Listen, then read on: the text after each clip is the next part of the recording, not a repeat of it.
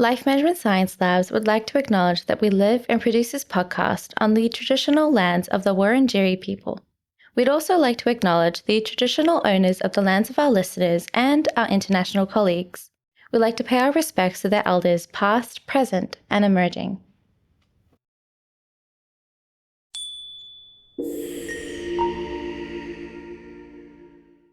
Hey everyone, and welcome to All Together, the Family Science Insights podcast, produced by Ellen Massell, the Life Management Science Labs. We are champions of life management science, providing structured insights informed by science and inspired by practice on key aspects of conscious living. Each week, we bring you scientific and practical insights on each element with the expert knowledge of professionals in the field. I'm your host, Dina Sargeant. Let's get started. Hey guys, and welcome back to another episode of our show. Now, we've spoken about adoption a little bit before in previous episodes and its impact on a child's well-being. Today's focus is the responsibilities of the adopted parents and their relationship with the child during the process of adoption. Joining us today is Adam Pertman. To give a little background before we bring him on, he is the president, CEO, and founder of the National Center of Adoption and Permanency, which is a national nonprofit organization that provides resources, education, training, consultancy, and advocacy to improve the lives of children, family, and professionals who serve them. So thank you so much, Adam, for joining me on the show today. It's my pleasure to be here. It's so interesting to talk about adoption. And I know, like I just said, we've spoken about this before, and we've spoken about the well-being of the child as well as the birth parent and their involvement throughout the process.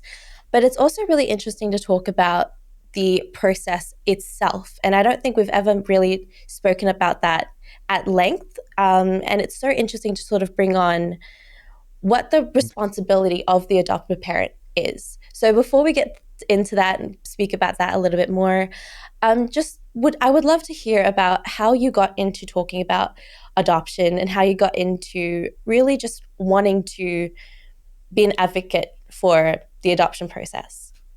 Well, first, let me just say, I'm not necessarily an advocate for the adoption process. I'm an advocate for best practices, for principled practices, for being moral and humane to everyone involved, and for keeping the child who grows up, because adoption is a lifelong process, not a one-time event. And so my work is all about trying to make that, as long as you're going to have adoption, and we're probably going to have it for a long time, it should be as ethical, thoughtful, humane, and sane as we can make it. And that's really the mission. And I will say one other quick thing, and then I'll tell you my story of how I got here. I started NCAP, National Center on Adoption and Permanency, about going on 10 years ago now, because what I saw was policy and practice surrounding not just adoption. It's the National Center on Adoption and Permanency. Permanency is what every child needs. Not every child needs adoption, and hopefully fewer and fewer, because the biological parents can parent the kid. But I started because what I saw was a model that was so focused on process, so focused on sort of the narrow pieces of it, that it too often missed the big pieces. And what I mean by that is that most adoptions today, and this is getting a little bit into the weeds early, but most adoptions today are, as opposed to in the past, and Australia has a very interesting history in this regard, most adoptions today are of children with special needs who are placed in my country in foster care, who need other assistance. And that's the vast majority of adoptions. The number of adoptions of just voluntary relinquishments of infants is quite small. And the number of inter-country adoptions, it was fairly high some years ago, but it is now very small. So most of the children who are adopted and find other forms of permanency have special needs that have to be tended to. And they're traumatized, they've been removed from their homes, perhaps abused or neglected by their families of origin. Whatever the reasons that they are there, they suffer the consequences, and we have systems in place that don't deal with that reality. So the mantra in my country, I'm sure yours is something similar, is that every child deserves to have a safe, permanent, loving family. Hard to argue with that. Yeah. But when children need real special care services, then that's insufficient, because then you're placing kids into families that aren't ready to help them to deal with the issues in their lives. So the mantra for NCAP, and the reason I started it, is to move policy and practice to a point where the mantra is every child deserves to have a safe, permanent, loving, and successful family. And that's the right. How do we spell success? What do we do to educate people, to give them resources? This is not by any means just adoptive families. This is what we should be doing for families. And that's why the permanency in the name, because, we want permanency, and permanency is usually in the family of origin. All families need the education, resources, services, supports, etc., to help them be successful, to whatever that means in their context. And that's not what we have. The systems in place do not do that. And that's why I started NCAP. Now, that was a really long answer that didn't even address the question you asked. So why did I do this? How did I get into this? So I'll make that story shorter. So I was a journalist for almost a quarter century, most of the time with the Boston Globe. I was a senior writer and editor. And while at the Globe, I promise to make this short, while at the Globe, I did a series on adoption. And it wasn't because I was an adoptive parent, which I am. It was because I saw something really interesting that I thought people didn't know enough about, and I wanted to write about it. And that series was eventually, that I wrote, and that series was eventually nominated for a Pulitzer Prize. So it got some attention. I did strike a nerve, and it did hit on an issue that wasn't sufficiently explored. And that series led me to write my first book, which was called Adoption Nation. And that book, which got some notoriety, and I was on TV and stuff like that, it got me some attention, and the subject deserved attention because it hadn't been written about in the way that I did. And I was offered a position at what was then called the Evan B. Donaldson Adoption Institute, which was basically a think tank in the U.S., small think tank. And I was offered the position of leading that organization because they saw me and heard of me.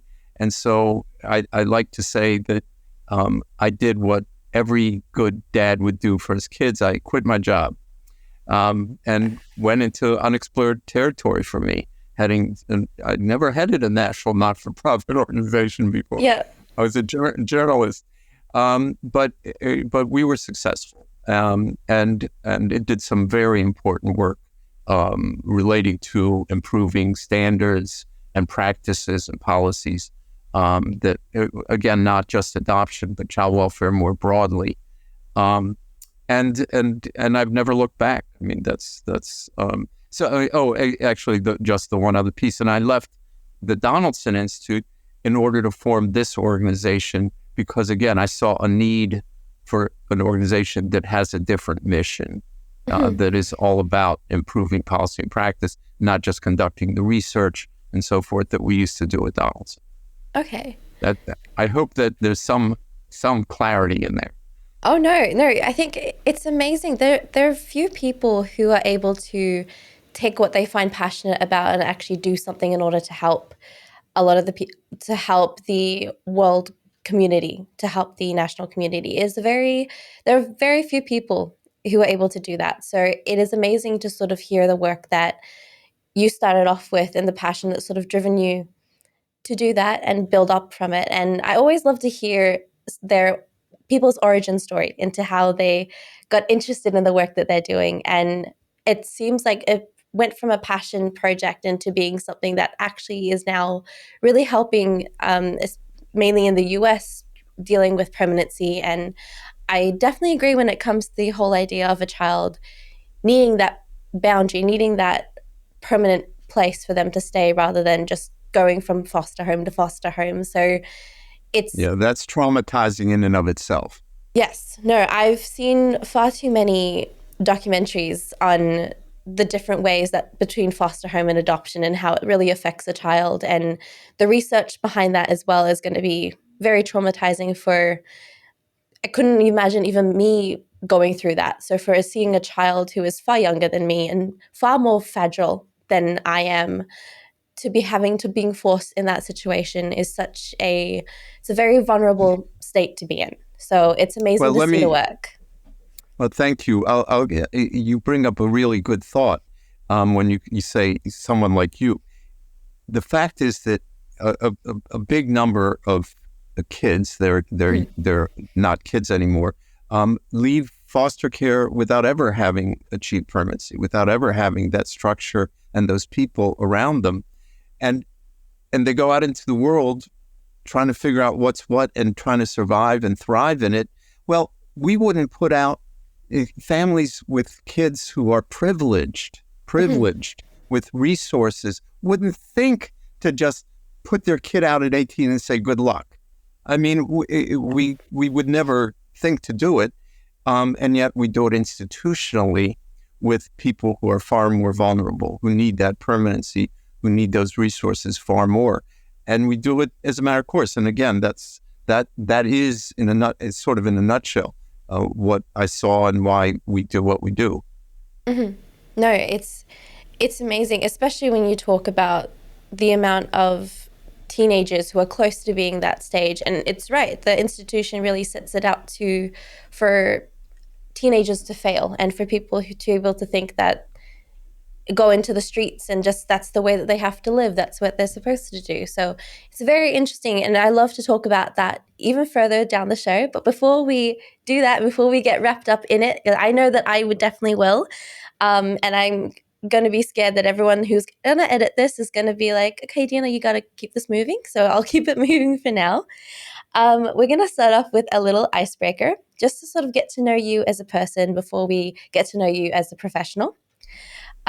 Just share the first thing that comes to your mind when I say these keywords and these key questions. Okay. So the first one is your favorite genre, and it comes to a book. When it comes to a book, fiction. Okay. Do you more specific? You can be specific if you want. It's fiction. I have pretty broad range. Okay, perfect. Do you have a particular favorite in mind? If I have to, I can come up with it. Just because I happened to see it on TV the other day. Okay. I loved the book Dune, the first Dune book. It was just beautifully written and just captured my imagination, and I would say got me reading more as a consequence than I had before I read it. Wow, that's the amazing power that that book holds then. Yeah, and all these years later, I mean, but that's partly because I just saw the TV thing. True. How about your favorite movie that you come to mind? Oh, easy. Princess Bride. Oh, I love that movie. I love that movie. I see that movie a few times a year, which ages me because that means I've seen it a lot because it's an old movie. A few times a year, and sometimes I see it just because I haven't seen it in a long time, and sometimes because I'm feeling down and I need an up. That takes me up, and sometimes because I'm up and I want to fuel it, and that adds fuel. So that was an easy one. Yeah, well, fun fact, I actually booked tickets to see the orchestra play the soundtrack for the film, so I'm very excited to be able to go see that, because my sister and I are completely obsessed with that film. Yep. Don't blame you. How about your most recent podcast? My most recent podcast? Yes. I have not had I don't do podcasts, so... I mean, the most recent listening podcast. I apologize. Okay. I'm not a big podcast listener, I have to tell you. The last one I listened to was one by the newscaster Rachel Maddow, who is a celebrity newscaster here in the States, and she does a series of historical podcasts that sort of look at parallels in history to what is occurring now, and they're fascinating. But I'm not a big podcast guy. Okay. How about a famous role model that you have? Oh, God. Does it have to be famous? Doesn't have to be famous. I would, because honestly, and again, this is happenstance because it was just her birthday 2 days ago, but my mother, who is, honestly, is the closest thing that I've got to a role model. She died at 99 several years ago. She led she was a Holocaust survivor, led an extraordinary life with grace and strength and intelligence. And I'm going to cry. And, the traits that you wish that you had and that you work to, that you strive to take on, that you strive to live by. So I'll stand by that one. No, that sounds like an amazing role model to have, and that's amazing to hear. To end on, how about a favorite course that you've completed? Oh, God, I haven't taken a course in way too long to answer this question. The truth is that I love learning and I love courses. And at a younger time in my life, I thought being a college professor would be my retirement dream job because I love the atmosphere.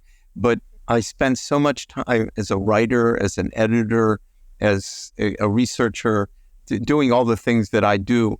I'm constantly learning, but it's not through courses, not through formalized courses.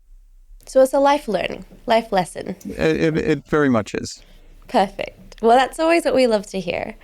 Now we're talking a lot on adoption, and we're talking a lot about the family and the family systems today. I know that everyone has a very different definition as to what family is to them and what the responsibility of a family is. So in your own words, to your own understanding, what do you think the definition and the ideology of a family is? Well, I will answer the question, but the subtitle of my book, Adoption Nation, is telling in this regard. It's how the adoption revolution is transforming our families. And so I think a lot about that. Our families in every country, that's not true in every, that was an untrue thing I said. In many countries, families are really being transformed, certainly in yours and mine. Family units, as we have thought previously of them historically, with this sort of nuclear mom, dad, 2 kids behind the picket fence. That was never very real, but it certainly isn't now. I mean, and it isn't just because of adoption by any stretch of the imagination. Divorce rates are 50%. Alternative kinds of families with 2 moms, 2 dads, artificial insemination, adoption, foster families. I mean, the number of types and types of families is probably unprecedented today as compared to the history that we have gone beyond. And it's still changing. It's changing before our eyes every day. So it isn't by any stretch just adoption, but adoption feeds into and fuels that change. When inter-country adoption was a bigger thing, I used to say out loud, but this is still happening in other contexts, that, because Americans adopted a lot of little girls from China. Yeah. And irrespective of the politics and all of the other issues which we can discuss, I say in speeches a lot, one little girl being bat mitzvahed in a synagogue who is Chinese changes the way the people in that synagogue think about what do Jews look like? one little girl, we use that same little girl, it could be a kid of color, of any color.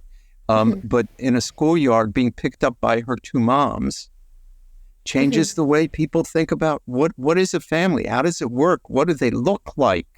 Do kids look like their parents? Do they need to? The answer is clearly no, and lots of kids don't look like their parents. Yeah. But this is institutional, and so in subtle ways and some not so subtle ways, it affects how you think about families, how they're formed, what they look like, etc. And I think we're in unprecedented times in that regard, which I'm 100% fine with. And adoption is a piece of that puzzle, and it's a piece of that puzzle that is not very well examined or understood. I think especially what you're saying is so correct. I think everyone's view of family is very different now than it used to be, especially when it comes to the whole idea of that children don't have to look like parents. They don't have to be biologically, they don't have to be blood related to be a family. So I love the fact that, and I also think that I love how we normalize that situation in today's world and today's society. Well, we're getting there. Yeah. A lot of stigma, shame, embarrassment. It's the words "you're adopted" are still used as an insult. Oh, don't listen to him. And he's adopted. What has he got, a disease? Yeah. But so we're getting there. We're making some progress, though I have to say, in my country, it's been stunted because of the politics of the day. Trans people and gay people and all kinds of non-traditional members of families are having a harder time today rather than an easier one. And we were on a better trajectory. So I think your word normalization is a great one. It is the goal, level playing field. But we're not there yet. We're not quite there yet. We still got work to do. Oh, that is 100% true. And especially when it comes to the whole idea of being adopted. And I think people really use that, like you said, people use that as a insult. People throw it in other people's faces when they find out that is the case. So what is the whole idea of being adopted? What is the whole idea of what adoption is? Well, in the ideal world, in the ideal world, there's no adoption because everybody can make babies. Everybody has the resources to raise their kids. Yeah. And no one's abused. There's no abuse and neglect, and everything's honky-dory. Okay, but we don't live there. This is a complicated question because adoption's history, and the reason it needed to be we needed to shine a light. I write in my book that, roses grow in the light, but light also shows imperfections. And so, and we need to be in that light and deal with those, both the beauty of it and the imperfections of it. And what it is an alternative. Again, I know I'm in the weeds here, but sometimes it's not adoption. It's not formal adoption. Sometimes it's guardianship.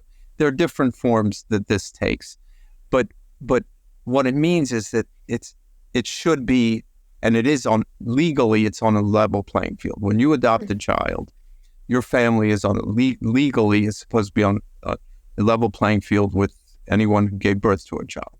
That's not always true in practice, but what is adoption? It's a legal form of forming a family that provides rights and responsibilities to the parties involved, so that they can live good, normal lives, and very, very importantly, so that the child's in an adoption, the child's interests are first and foremost. If you make a baby, it could be because the condom broke, or for a dozen other, not exactly well-planned reasons. That's not what happens with adoption. It's a plan, and it's important to keep that in mind. And the other big distinction is that biological family formation, and this is not an insult or anything, is all about the parents. Oh, I'm going to be a great dad. I'm going to be a great mom.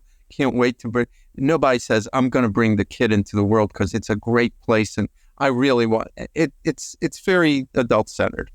Yeah. Adoption at its best is not about parents who want kids, but it's about kids who need families and meeting that need. And that's a real difference. That's a substantive difference. So, different isn't better or worse. It's just different. There are issues in everybody's life, and that's true in adoption. But it's a way of, at its best, it's a way of finding permanency, security, safety, love for children who need families.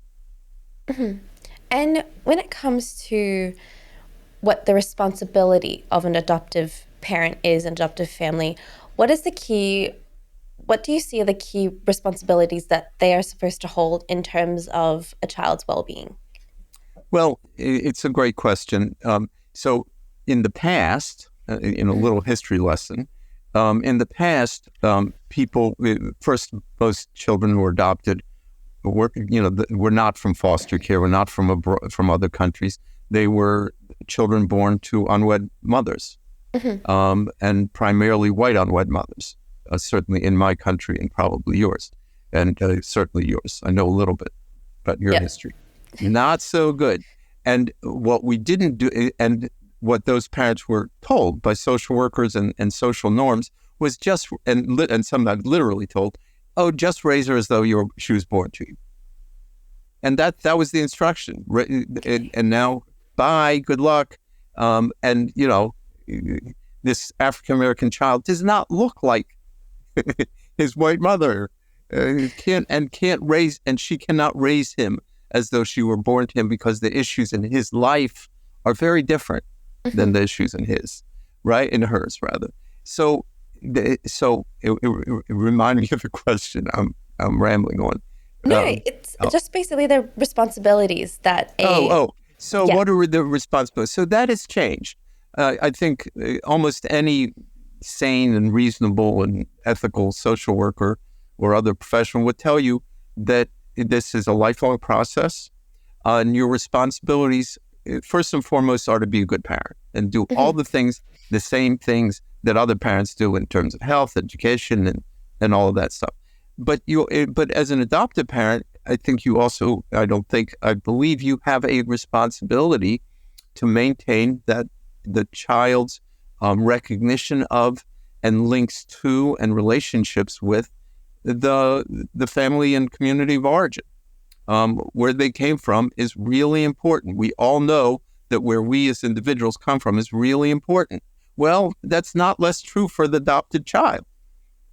It's, if anything, more true because they don't have the day-to-day connections to it. So they have to. So your responsibility as a parent is keeping your kid connected to his or her past, or their past rather, and the people in that past, the race and ethnicity and all those other issues in their past. So it's a lot. It's roughly, with this small way, analogous. If you have a child by the old-fashioned way, and the two parents are of two different races, ethnicities, religions, etc. Well, you're not going to pretend that half of that isn't part of that child's life. Yeah. And you're going to try to keep them connected and educated and so forth. So the responsibilities of an adoptive parent include that. Mm-hmm. And most often in the U.S., and I think growing in most places, including internationally, it is to literally keep them connected to the human beings who created them. In so-called open adoptions. And those vary wildly from, occasional letters and emails to regular visits. And I know people whose babysitter on Friday nights was the birth mother of their child. Wow. So I think that recognizing that everybody involved is a human being who deserves to be treated with dignity, and understanding the profound loss that they encountered, even if they made a reasoned decision, the loss is still massive and lifelong. And so those are a lot of elements that so it's maintaining racial and ethnic identity. It's sometimes maintaining context. It's helping the child literally and figuratively feel comfortable in their own skin. And that's where, your very good word earlier comes in too.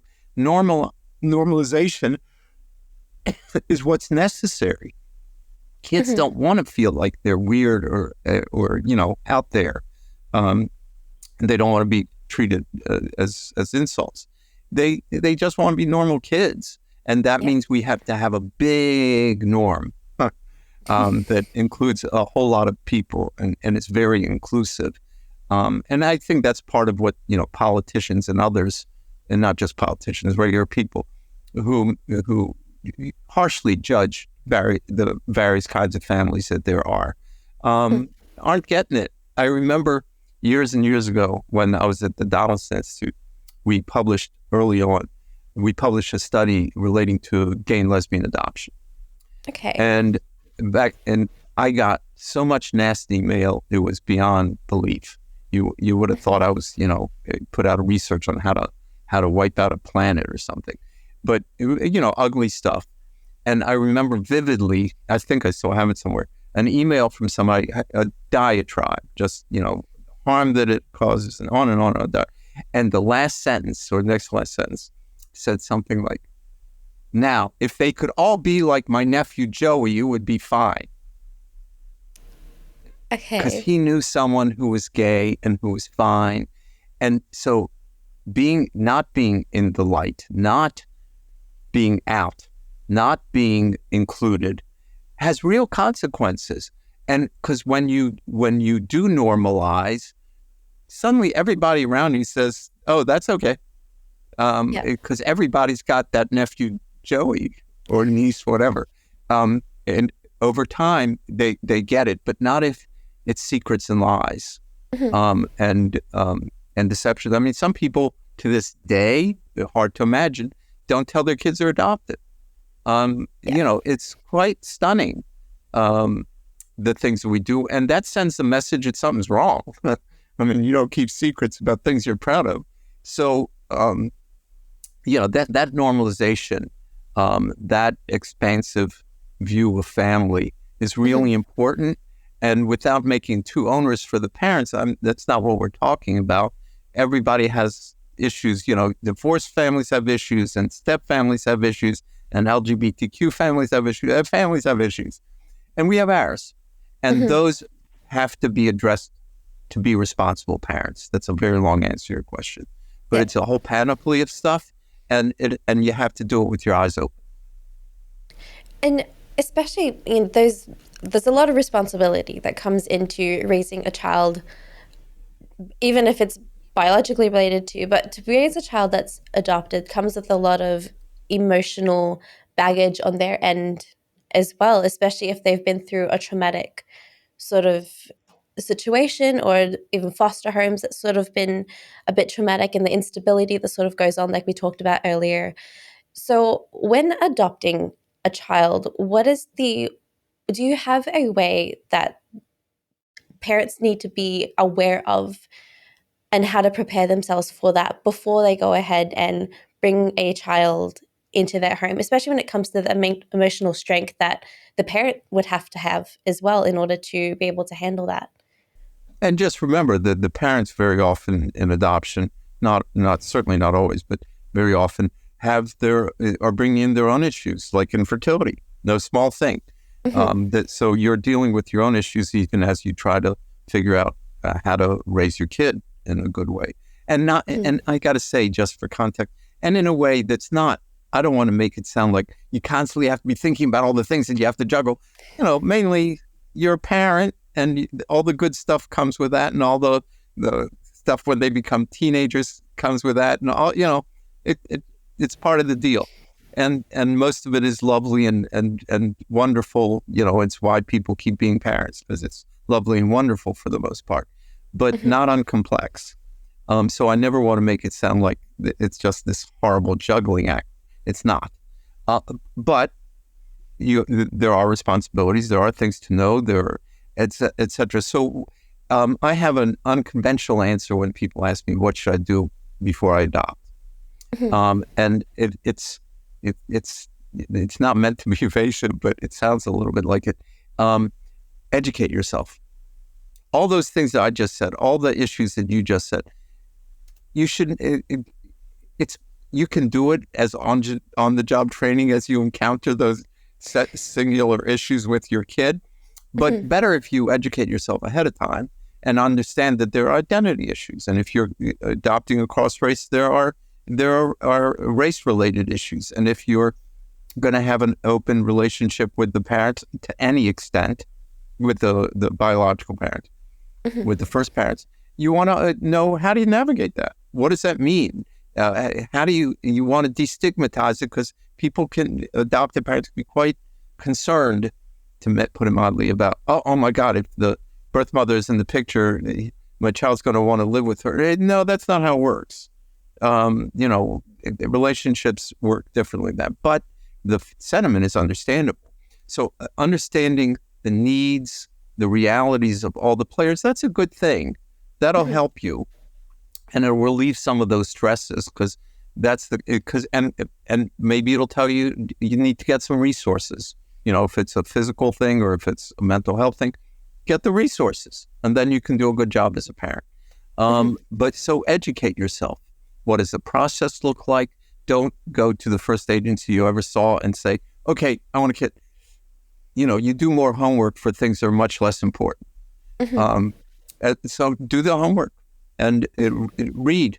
I remember thinking, I don't remember the name of the book, but there was some big book when my wife and I were looking to start a family. I think it's called The First 9 Months. And it was a huge seller, and it was, pre-birth parents reading all about this is going to happen, this is going to happen, this is going to happen, this is going to happen. Well, they're educating themselves about becoming a parent through biology. The same should be true if you become a parent through almost any means. Educate yourself. Again, not something onerous, but something that's really good, that's going to make you a better parent and a more satisfied human being. So that's where I would start. And especially when it comes to, I think you mentioned a bit earlier about the cultural differences between you and the child as well, especially if you're doing it off a different community or a different race, different religion. How important is having the child envelop themselves in their community to a child's well-being and to the relationship of the parent and the child as well? Well, ideally, children should grow up seeing people like themselves, interacting with people like themselves. It helps provide positive reinforcement for who they are.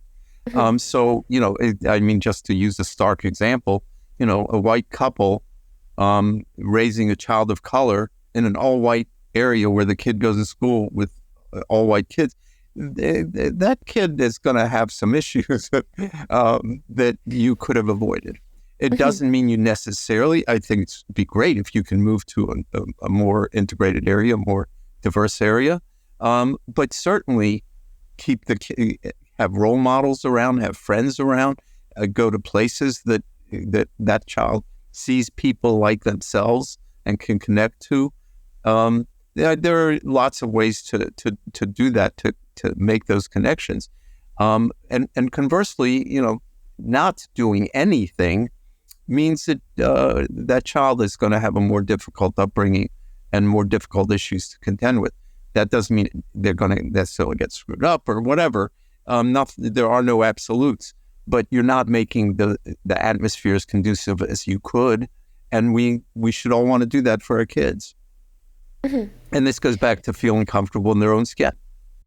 Yeah, no, I definitely think that's such an important part, and I love the way that you mentioned being immersed in the community and trying to find a way to connect in a different way that's just not what you think about the world and the way you see the world. So I think that's such an important part. But when it comes to the challenges and the difficulties that sort of come about when going through adopting a child, how does the whole adoption process, can it bring a negative impact on the relationship between families? Between what families? Between the family members itself. So can the adoption process bring sort of a negative impact on the process? That's an interesting question. I think it depends. Certainly, everything depends on the individuals involved in the situation. Mm-hmm. I would say that it has not negative impact, but necessarily, though it can have. But then again, having a fourth child biologically can have some negative consequences as well if you can't afford the three you've got. So there are a lot of decisions that, again, it can get complicated. But I'm not sure how to answer it. Sometimes it has impact on sibling relationships. One sibling is adopted, another is not. Sometimes it has issues in the two parents, if there are two parents involved in their relationship. One didn't want to do this, one did want to do this. This kid doesn't look like me. Why is she misbehaving? My family never misbehaved like this, whatever it is. But by the way, they don't complain with, this kid's a genius. No one else in my family is a genius. There are no complaints there. But it adds a layer of complexity that, again, to your earlier question, that the parents have to be aware of. That this might be a factor in the relationship between the siblings. Sometimes the grandparents aren't really ready for this. They have stigmas attached to the word adoption and the realities of adoption that you don't want them to have. Now, the very often good news, maybe most often, is that they fall in love with the kid. Yay. And they get over some of this stuff. But is it there? Of course it's there.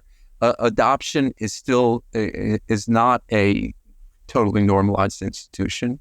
There are lots of bad stereotypes. There are a lot of, especially about birth parents, but others as well, that people live with, that we all live with, and the consequences that it does make some of those relationships more complicated. And it's not just within the families, with schools, it's with medical professionals who ask for, it took a year, so they stopped asking for my medical history to treat my adopted child. There's a disconnect there. So the lack of sort of knowledge, integration, normalization has consequences.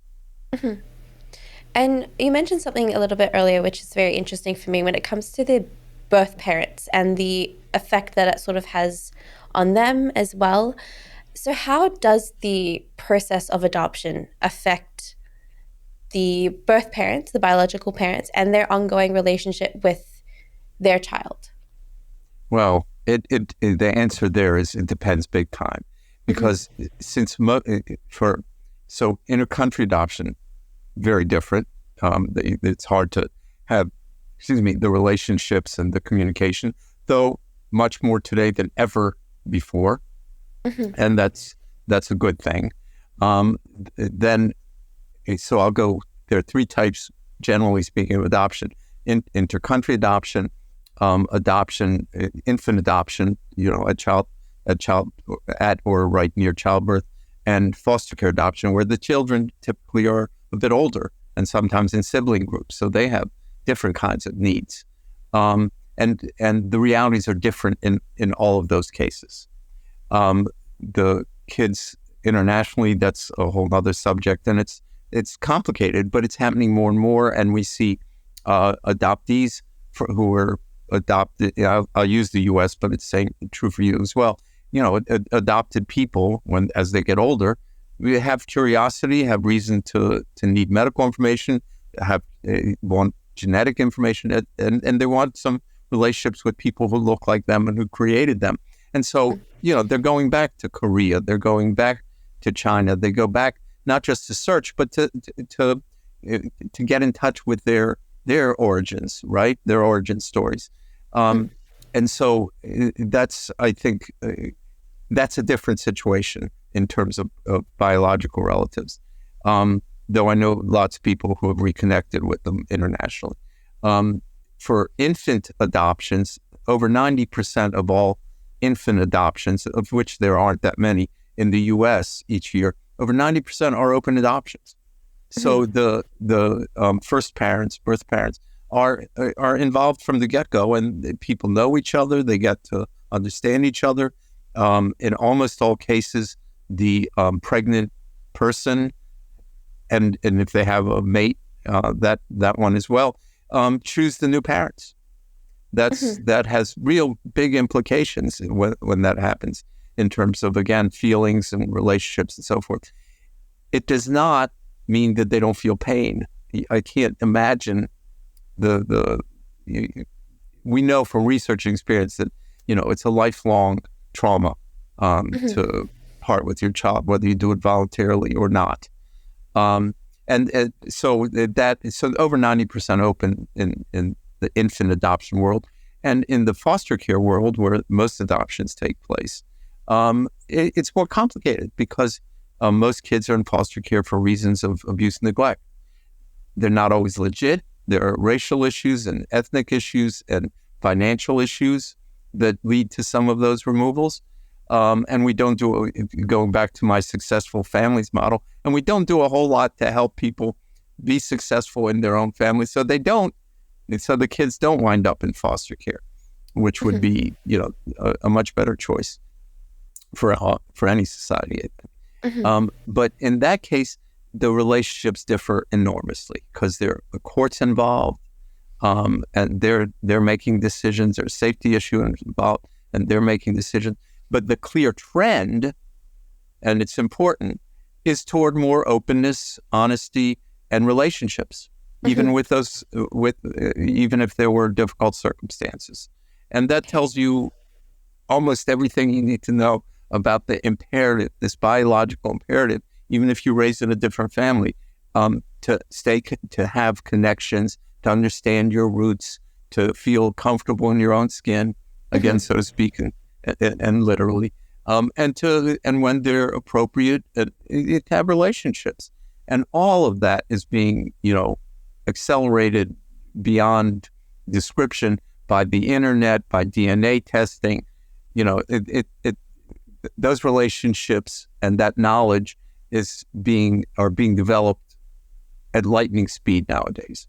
And when it comes to the idea of, having that relationship with biological parents and searching for them again, when it comes to the children of the adopted child, finding that the biological grandparent, for example, what are some research or statistics on that outcome and that sort of situation that can happen?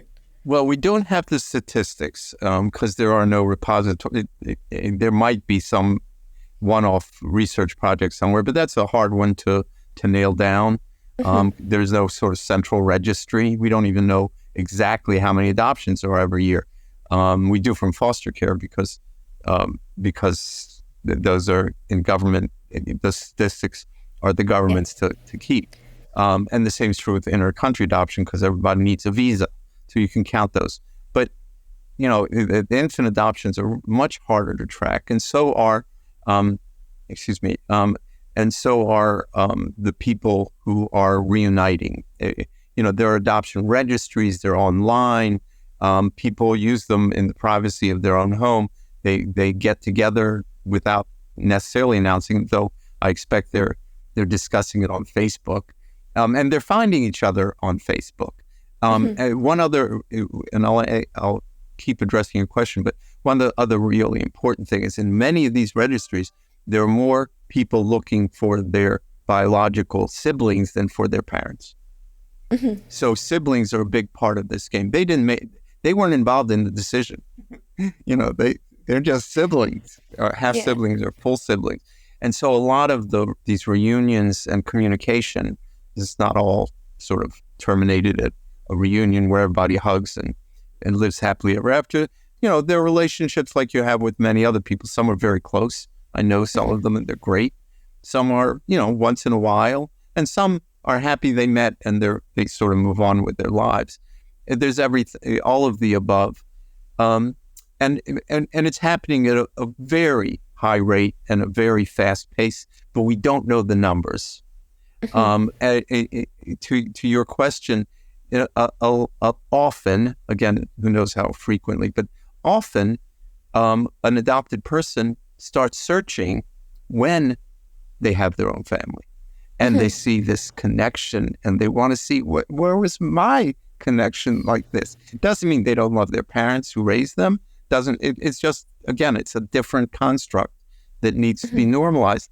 Lots of people have more than two parents, lots and lots, and it shouldn't be a competition, but it should be respectful. It should be understood that those people who created this human being, they have feelings and lives, and never probably for a moment forgot about that human being.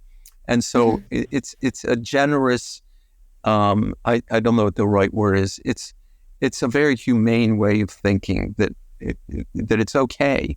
It doesn't mean you have to have a relationship.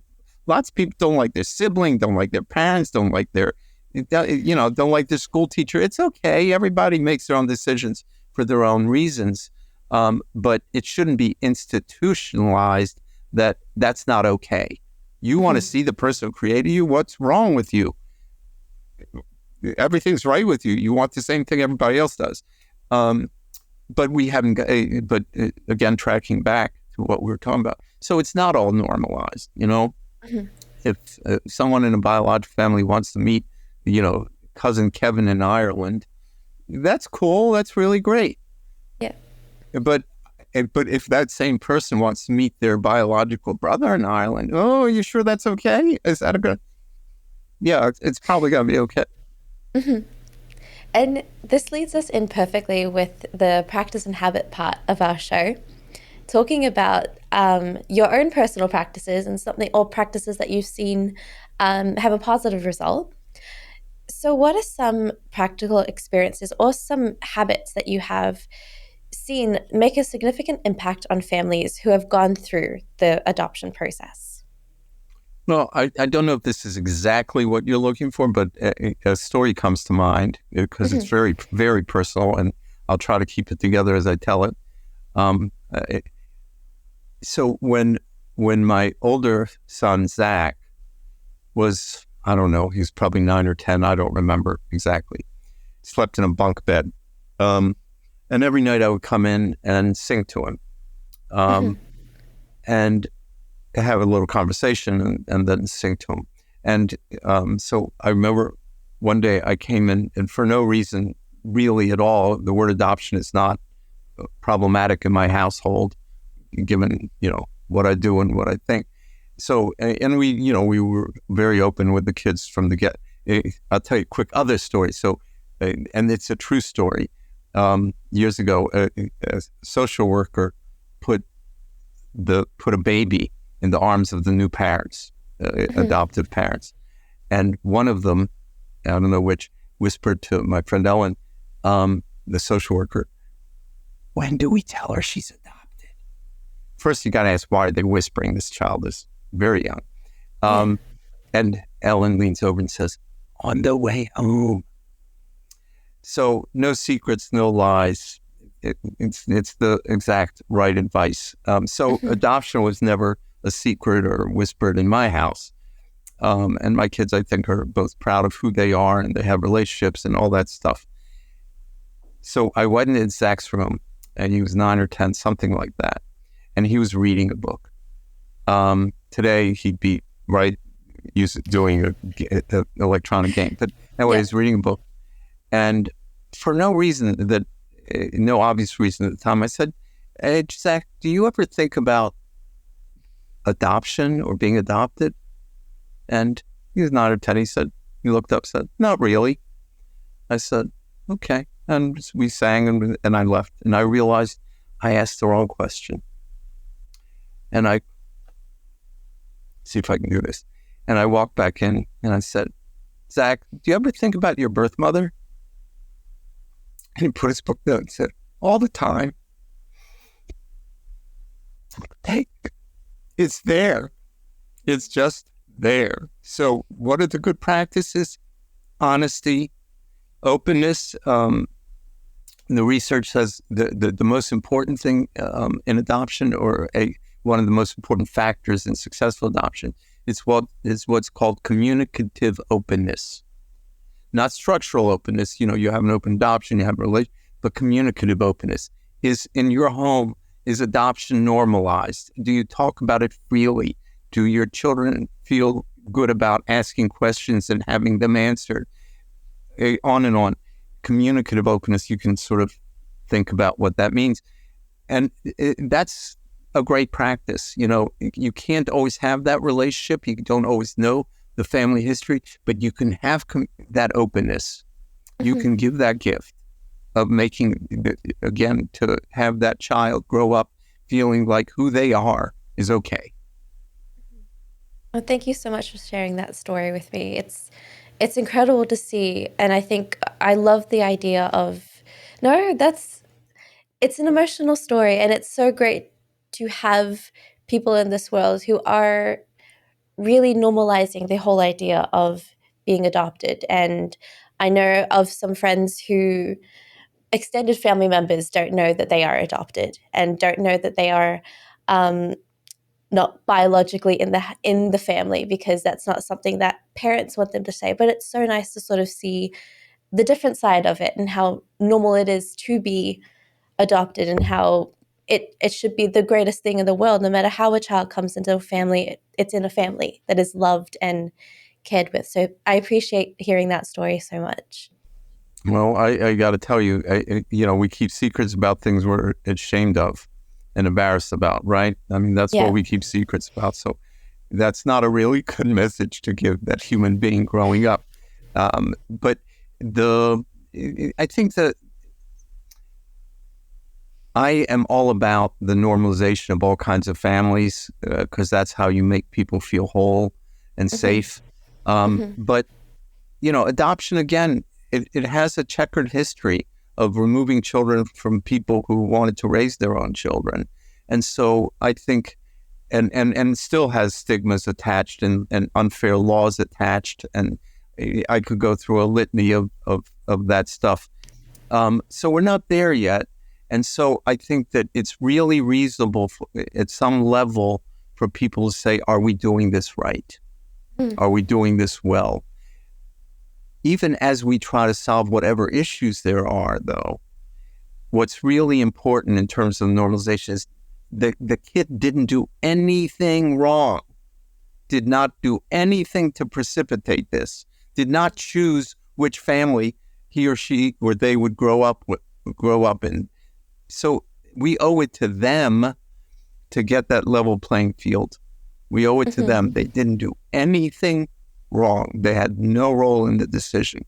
And so, I think the work is really important, and we should be moving toward a day, and I say this as both as a professional and an adoptive parent, we should be moving toward a day when we don't need to do it. When people, when people can have the resources and education, not education, isn't it? When they have the resources to raise their own kids, and resources and services that they need to raise their own kids. And we as adoptive parents, there will always be a role for us. But, reproductive technologies are going to catch up too. And so while we're in all of these transitional times, what we shouldn't do is retain the stigmas, retain the shame, make people feel bad about who they are. That's not good for anybody, and it isn't just true in the adoption context. Again, what we are seeing in my country is a lot of renewed shame and embarrassment and stigma attached to being reattached to people who thought that we were moving past it. No, I definitely agree, and I think there's so many things that we can do to improve from where we are. I mean, we've done better than we have done in previous times, but there is still a lot more that we can do for sure. And while we're on that topic, I'm going to move on to the last section of our show, which is the open mic. It allows you to share something that you are greatly passionate about, and you sound like you're greatly passionate about so many things. So I would love to hear something that you would love to say in the last couple of minutes or so that we have on the show. Well, yeah, I was thinking about what this would be, and it could be a whole bunch of things. But the one I'm going to go back to is something that I've said probably repeatedly and too often, but that it is the mission in life for me, and why I started NCAP. National Center for Adoption and Permanency, remind people. When I started, NCAP-US.org. And it's not because NCAP only deals with US. That's not the case. I couldn't get the URL without it. So I had to add something to the thing. Okay. I think that if there's a message that I could relay to people, it is this success model. And I don't mean model literally that you build one. But we, in the adoption context, I talk about every child should have a safe, permanent, loving family. Well, every child, that's all aspirational. Every child should have a safe, permanent, loving, and successful family. Why is that not part of the aspiration, part of the goal? Of course it should be, and it should, and it's a universal concept. That is true for every one of those diverse families that we've been talking about. We should be, as cultures, as countries, as societies, as individuals, we should be striving to say, everybody deserves to have the resources, the education, the whatever, so that their children who did nothing wrong can grow up to be as good as they can be. Because when we cut people off, when we stigmatize them, when we marginalize them, we're not just hurting that adult who I don't like the way they behave or who they love or whatever. You're not just doing it to that person. You're doing it to their children, to their families. It's toxic. So what I would leave people with is that word success. Let's all strive to help achieve success for every child of every age. And if we do that, we will change how we allocate resources. We will change how we perhaps even treat people, but we will have a different goal in mind. And the goal is the important piece that, that I hope we strive for in NCAP, and that I think is universal. That is amazing last words to sort of end the show on. And I think success is such a huge part of any person's life, whether you're starting as a child or an adult. Success is such a big part. And whatever it means, right? It doesn't mean the same thing to everyone. And so it's not a rubber stamp. It can be emotional success and to any point in life. And I think it's such an important part of what we should strive for. So it's an amazing way to sort of end the show and amazing way to just sort of sum up what we've been talking about today. And thank you so much, Adam, for joining me on the show today and for talking to us a lot about the emotional tether that sort of comes along with adoption and what to be aware of and what we should be prepared for before we go into the adoption process. If there is a way that audiences would like to get into contact with you to talk about things that I probably have missed throughout the show or to talk about this further with you, is there a way that they're able to get into contact with you? Sure, of course. And first they can Google me. I'm easily findable. But my email address, and stick with me here because you got to have a hyphen in there. My email address is apertman, APERTMAN, at NCAP, NCAP-US.org. Okay, perfect. I will have that down in the link below, just so it's easy for all the audiences to get. And take a look at the website as well. Yes. Right. Yes, I'll have a link to the website as well because I think it's such an important work that you're doing, and I'm so glad that we get to promote it here on the show because I think it's definitely something that's needed to be in the world in order to normalize adoption and to normalize the permanency that's needed for children today. So thank you so much, Adam, for joining me on the show and for talking about this. I enjoyed it. Thank you for taking time of your day as well. I think it's such a great thing to be able to see a professional and to talk to him about the situation, it's so great. Thank you. Okay, and thank you so much, guys, for listening. Definitely go and check out Adam's website and go check out NCAP. It's such an important organization that I think we should promote even further. Thank you guys so much for listening, and I'll see you all in the next episode. You've been listening to Altogether, the Family Science Insights podcast, produced by the Family Science Labs, a division of LMSL, the Life Management Science Labs. More episodes are available from 10 life management perspectives and can be found by searching LMSL on Apple Podcasts, Google Podcasts, Spotify, and other podcasting apps available on your devices.